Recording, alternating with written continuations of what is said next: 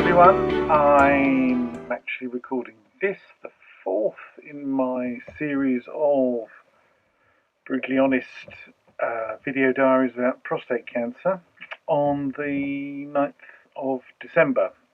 It's just a bit more than a month since I recorded the last one. In fact, I've only just uploaded the last one because it's pretty raw emotionally. I was in a bit of a state, to be honest with you, after I just had my first prostate hormonal injection. I think the stuff is called Prostate 3, is the actual compound.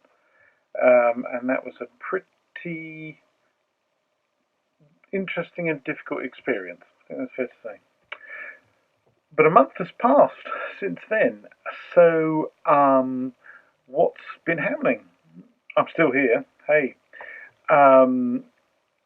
the disease itself still hasn't made me feel ill, but I have experienced a number of other symptoms which I thought it was about time I reported to you. So, what's been happening? Okay, so I had the injection. What happened after the injection was that created a bump on my belly, just to the side of my belly button. A bump which I decided to call Bob, because I thought, well, I'm going to be living with this some time, so I'll call it Bob. No other reason than whether I like it or not, it's going to be part of me for some time, for 3 months, because they're going to be doing these injections every 3 months.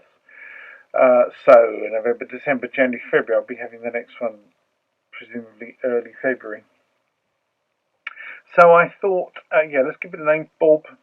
So Bob was quite a big sort of, how much? I suppose it was about, what's that, a couple of inches, 5 centimetres diameter, by a couple of millimetres tall bump. Do you remember those? Some of you are going to be far too young, I know, but back in the day, I'm old enough to remember, when we used to have those sherbet spaceship things, which were kind of like 2 little discs of probably rice paper or something like that with some sherbet in the middle, and you'd sort of pop them on your tongue and they dissolved. But if you remember the kind of size of those and the kind of bump that they had, a bit like that, to the one side of my belly button. And it was just weird the first couple of days, and then this is something to look out for if ever this is going to happen to you. And it hadn't been explained to me, and even in that, do you remember that I had that vast sheet of all potential side effects? These weren't really in it. One of the side effects was it turned a bit red and inflamed and started itching quite a lot. And the nurse who'd administered the thing to me hadn't conveyed this possibility. So of course certainly after a week or so, as this seemed to be getting worse, I was thinking, oh goodness me, is there something wrong? So I thought, okay, I need to ask someone. So what I did was, in the end, I went to my local pharmacist just up the road here. A very nice guy. Took me into they have a little consultation room in our chemist shop, which is great, actually. I said, can I show you something? And he was like, what's all this about, obviously? And I said, take a look at this. So I lifted my shirt and showed him. He said, yes. He said, don't worry. He said, that is perfectly normal. I said, oh, is it? I wish I'd been told.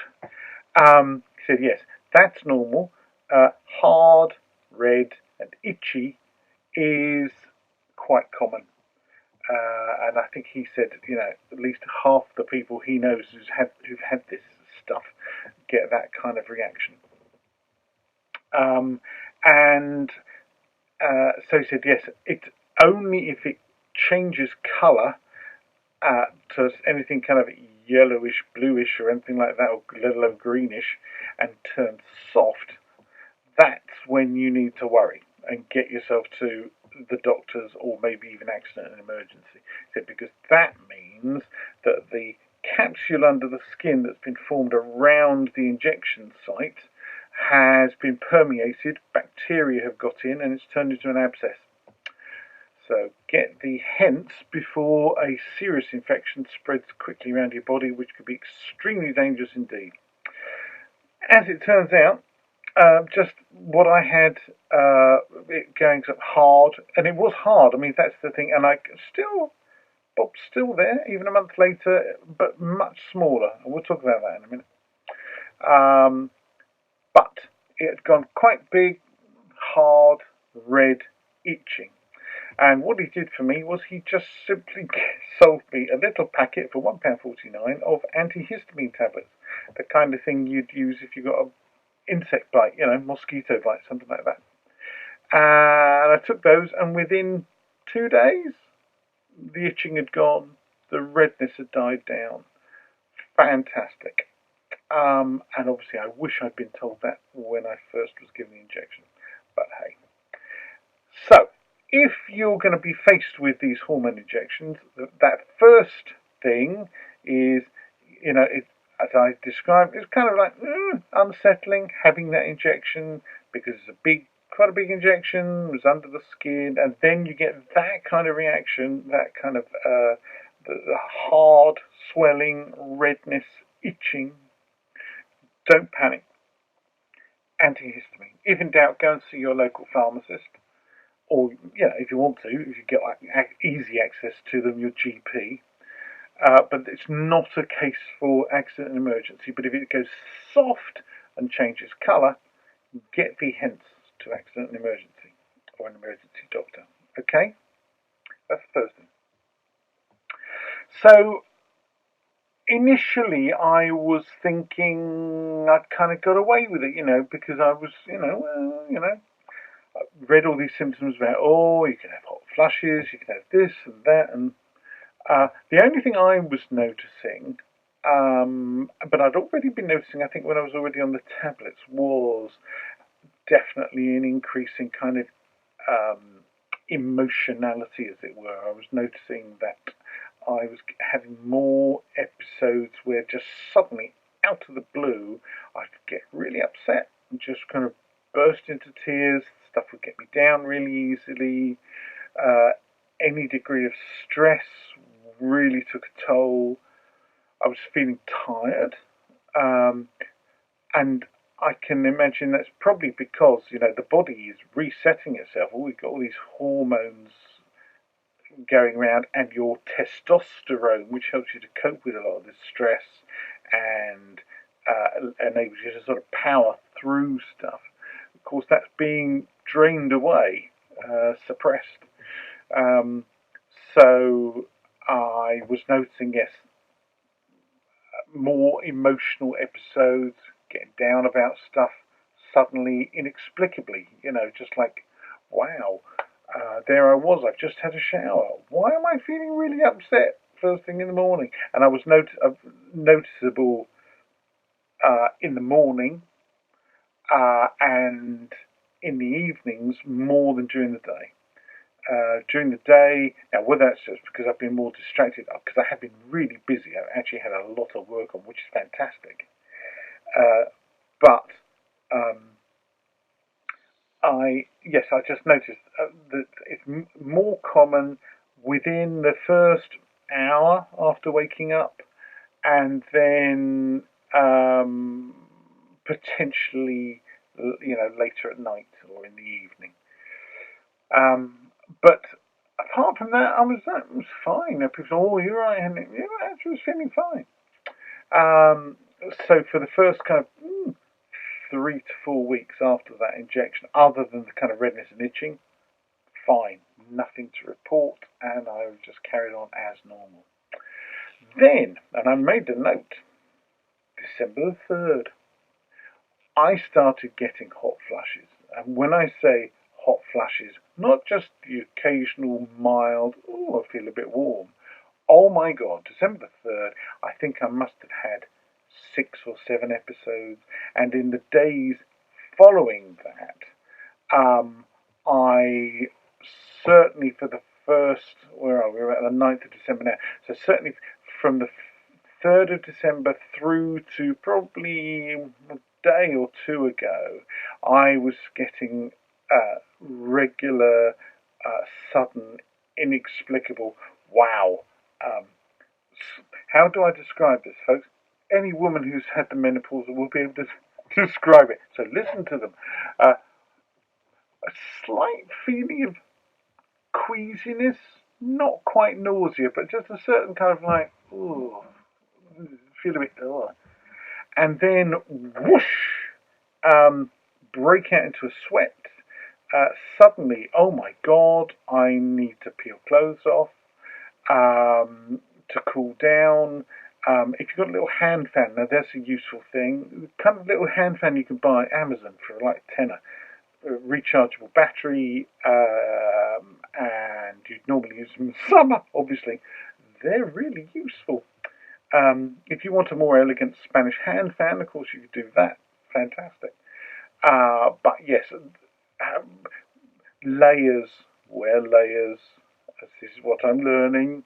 Don't just put on one big thick thing. Particularly if you're going out, because you don't want embarrassing incidents, it's better to put on like a t-shirt and a shirt and a light jacket and a coat that you can, if that hits, you can peel off as many layers as required while still remaining dignified. But yes, oh god, that first day I suddenly realised, wow, okay, this is going to be interesting dealing with this. I've noted that they seem to have calmed down a bit in the last. Yesterday I didn't have too many. Today, not so much either. I actually got myself out of the fresh air today. Went for a long walk by the seafront and then back home. So probably walked, about a 5 mile walk, something like that. Which made me feel better because for various reasons I've been working too hard and stuff happening on terrible weather here, and I've been feeling cooped up. So the first day with a bit of decent sunshine, and whoosh down the seafront I went. Did me a power of good physically and psychologically. So yes, not so much of the hot flushes the last day or two, but it's really, I'm starting to look out for, are there any triggers? Sometimes when you have a hot drink, you expect a hot drink obviously to warm you up a bit, but sometimes it's almost like that can trigger a hot flush. A hot meal, similarly, got a big long hot meal like a Sunday dinner kind of thing. Ooh, that can seems to trigger it. So I'm going to be keeping my eyes open on what may or may not trigger the hot flushes, or whether they're just entirely random. I've had some difficulty sleeping some nights because hot flushes in the middle of the night. I tend to work and go to bed quite late anyway, but if you're suffering from prostate cancer, you already probably have noticed that as a fella, you're having to get up at least once, maybe twice during the night to go for a pee because your prostate's enlarged and it's squeezing your urethra. So you will probably have already noticed that. But here's something to add to your nighttime joys: is middle of the night. Oh my god, it may be winter, but I've got to peel that duvet off and lie there, probably wearing next to nothing to try and cool down, or maybe even just get up and go for a walk around the house, find somewhere cool, because again, you can get this slight feeling of nausea. You might want to keep a supply of, like Rennie tablets, that kind of indigestion tablet by the bedside that can help suppress that feeling of queasiness, and water.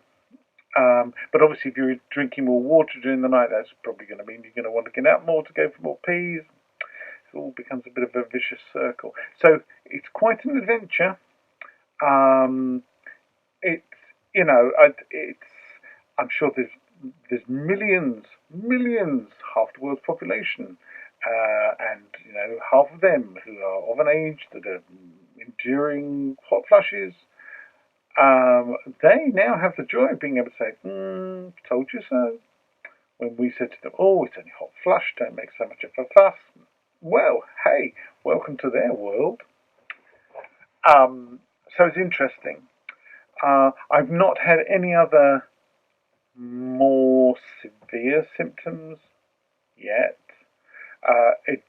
On that vast sheet of literature, one of the things that and also looking around on websites and stuff, one of the things that can happen with the hormone treatment is what's called tumour flare, which sounds quite alarming, doesn't it? But it's a reaction caused. It's almost like the cancer, like it tries to fight back, and as this battle starts between the hormones, that their job is to try and stop the cancer, stop the tumour dead, and shrink it back. One of the things that can happen initially is that it actually causes things to swell up more. So you might find you have to get up in the night more. You might find that your urine flow is more restricted. I couldn't say. I don't think I've experienced that. As I said, I think I have got up because I think normally I was only having to get up in the night probably once. Very occasionally twice. I think it's more common that I'm now having to get up twice, but I think that's partly because of the hot flushes, and I'm like reaching for the water bottle to drink more fluids to try and kind of cool myself down, which obviously then fills your bladder. There we go, vicious circle. So that is the kind of the main thing to report in terms of what to look out for if you end up going through this, and the kind of side effects of the hormone medication. And that's the only medication I'm on at the moment other than my type 2 diabetes medication. I have had a couple of other things. First of all, I got the fantastic news that the oncologist and the medical team, the multidisciplinary team looking after me, have decided that I will not need chemotherapy. They've decided not to do chemotherapy. I can't tell you what a huge relief that is. Absolutely enormous relief. That was hanging over my head for a few weeks, and because as I've described before, I'm self-employed, and I was dreading. I thought, and I've heard reports that people who've had radiotherapy, oh yes, you can cope with that. It's not too bad. Usually, I mean, some people obviously can get severe side effects, but lots of people are reporting, oh yeah, didn't feel great, but I could live with it. It was fine. I was able to carry on working. That's, in my case, that's that really important thing as a self-employed person. But I was, you tend not to meet people who've been having a fantastic time or even a tolerable time when they're on chemotherapy. So I had been very worried about that. So that felt like a big black cloud moved away from me when I got the letter telling me in mid-November that they decided not to give me chemotherapy as well. So that was good news. What else has happened? More tests. Obviously, you have to do tests to make sure that the cancer hasn't spread any further throughout your body. And the first thing I had a couple of weeks ago was a bone scan. Now, bone scan, because I'd already had the MRI scan, which I think I described to you way back when they were sort of diagnosing me. The bone scan was fine. I mean, it was you're in a big room, and again, all the people giving you the treatment retreat behind very thick glass in the next room. But the bone scanner, fully clothed. I just had to take my belt off because the belt buckle would have interfered with things. But just lying flat on my back on this thing, like a tray thing, and you kind of lie still. And what the bone scanner is like a large flat thing. Here's a flat thing. There's a flat thing, and the flat thing is on kind of a robot arm right? And it swivels and passes over your body up and down very slowly and scans your skeleton, right? Took 20 minutes, something like that. You have to lie still. They strap you in. Oh yes, I've forgotten that. They put you in like a straitjacket arrangement to stop you moving around. Literally, kind of arms bound by your side. That was not comfortable. None of these scans have been comfortable, but nothing as intimidating as the MRI scan, which had been the big donut, and you're in there completely immersed and very loud noises and stuff. This was relatively quiet, straightforward, and anyway, so they did the bone scan, and then it took quite a while for the results to come through. That's the other thing. I ended up having to call the Macmillan specialist nurses, and they gave me the result, which is all clear. So the cancer has not spread into my bones, which is like, well, at least that's something, right? It's not nothing. That's good. So, two positive pieces of news as far as I'm concerned. No chemotherapy, bone scan clear. Then, last Friday, I had to go for a CT scan, which is a form of X-ray. Now, the bone scan, literally, I was just lying there and the thing went over me. I didn't have to be injected with anything. The CT scan I did, I had to have a catheter in my arm, and they pump in a dye, an iodine-based dye. The scanner looked more like the MRI scan, so it's a big donut thing. And they just scan my abdomen. So you're on the tray thing, and they just push me in far enough so the thing was just sort of in front of my head, and you could see it whizzing round. It does like a centrifugal thing. Goodness knows, and it might fly off somewhere, who knows. But anyway, it was quite quick. No more than, say, 5 minutes that I was in there. I had to have my hands above my head, so that I didn't have my hands down by my side. I had my hands above my head, so that it was only my abdomen being scanned, belly basically. And I assume that is to check my internal organs, that the cancer hasn't spread to any more of my internal organs, and that everything else is in good order, so that when in due course they come to do the radiotherapy next March, April, again, that gives us more points of reference. So that was fine. I don't know what the result of that is yet. I'm going to be, hopefully hearing about that soon. But anyway, fingers crossed. I'm hoping, obviously, that won't show up anything more nasty, and that indeed the cancer is confined to the prostate, and obviously we already know it has got out into one of the lymph nodes, hence the locally advanced prostate cancer. So that's where we are, and here I am on a Monday evening. I'm feeling fine. I'm doing everything I can to keep myself busy. Christmas is obviously coming, and one of the problems as a self-employed person is that when Christmas comes along, all your clients disappear, your work dries up, and you've got quite a lot of stress because, there's bound to be a gap between at least Christmas and New Year where probably you're earning next to nothing.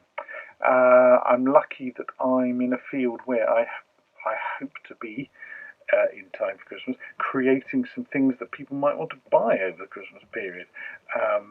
So that'll keep me busy, and I've got a book to finish as well. So hopefully that will keep my mind occupied and maintain at least a trickle of income coming in. But yes, in terms of medical stuff, I'm waiting to hear. As far as I know, I've done all the scans they want me to do for the time being. The only treatment I'm on at the moment is the hormone injection. I have to report that Bob, I can still feel a little bump, but it's like oh, it feels like the size of a, if you're British, like a 2p piece, something like that, under the skin, and it's nowhere near as big a bump. But there is just this little hard lump. It's about 2 or 3 inches to the left of my belly button. It's gone down a lot, and of course I'm asking questions about, has that gone down a lot because it's suddenly splurged quite a lot of its content into my system, which would explain all the sudden arrival of the hot flushes and stuff. I don't know. I need to go and talk to my Macmillan nursing team and do some more research on the internet. And obviously, if any of you out there, because fantastic, the response I've been getting to these videos has been amazing, absolutely incredible. Any of you guys who've been out there and have been through the same thing with the hormone injections, the deposit injections. Incidentally, some people say that they've had, like me, they had the 3 monthly injections, and others have had a 1 monthly injection. I presume different compounds, they do work in slightly different ways. As far as I'm concerned, I'm happy with the 3 monthly one because it means I get stuck with fewer needles. But obviously that also probably means I get a bigger, a bigger injection of stuff under the skin than someone who's only having a 1 monthly one. Don't know. But anyway, it seems to have noticeably in the last, since starting the hot flushes, suddenly Bob has got smaller,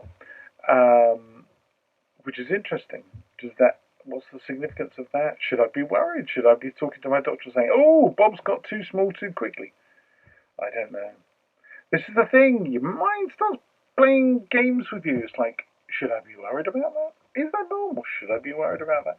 And the only thing you can do is go out and try and find as much information as you can. But of course, that in itself is time-consuming and tiring and potentially stressful because, the internet, you can find all sorts of ghastly horror stories, can't you? Let's not dwell on those. But anyway, so far, so good. I'm okay. As I say, if the hot flushes are as bad as it's going to get for the time being, I'll, learn to live with them. It's weird. Psychologically, it's weird. I mean, again, I reiterate that one of the biggest things that I'm realizing you have to deal with all this, quite apart from whatever the cancer itself is up to, is the headology, the psychology of coping with this, the psychology of being faced as a man with symptoms that are normally associated with a menopausal woman. There's no shame in it. Obviously, there's no shame in it, and it's obviously something we have to deal with, but it's not something you're prepared for. I think that most women, they realise that there comes a time in their life when this is something they're likely to be faced with. Whereas as a guy, it's not supposed to be happening. It's just odd. And as much as I consider myself to be a liberated man, very, not at all afraid of my feminine side, it's interesting. And also, yes, as I kind of mentioned last time, suppression of libido, absolute. It's only when I sit down and think about it, it's like, oh yeah, I don't think I've thought about sex for a month. That wouldn't be normal. I won't go into more detail than that, but let's just say that wouldn't be normal. But hey, it's clearly that's my testosterone has just taken a complete nosedive. And I suppose it means, hey, I've been very productive, got a lot of work done, no distractions of a masculine kind whatsoever. So that's, again, something that's just like, do you know what? Whatever, I'm not going to dwell on that. It's just going to be part of this. It's part of who I have to be, who I am, for the next period of time until they declare all clear, and then I'll see how I'm feeling in 2 or 3 years' time, or whenever they decide to take me off the hormone treatment. Part of life. All right, folks. So I'll check in sometime again soon when there's more to report, when I've found out what the result of my CT scan is, and if there's anything else that I think would be useful to convey to you. In the meantime, that might be before Christmas. If it isn't before Christmas, I hope you all have a great Christmas. I hope none of you watching this go through what I'm going through over Christmas, or worse.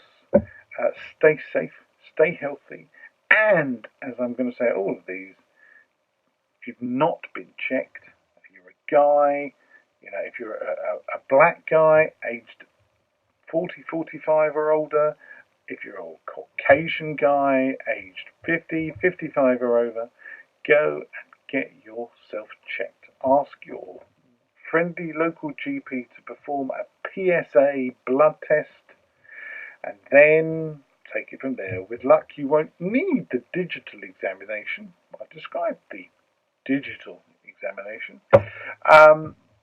But if you do, just grin and bear it. Have a laugh about it. Could save your life. So stay safe. Have a great Christmas and a New Year. Bye.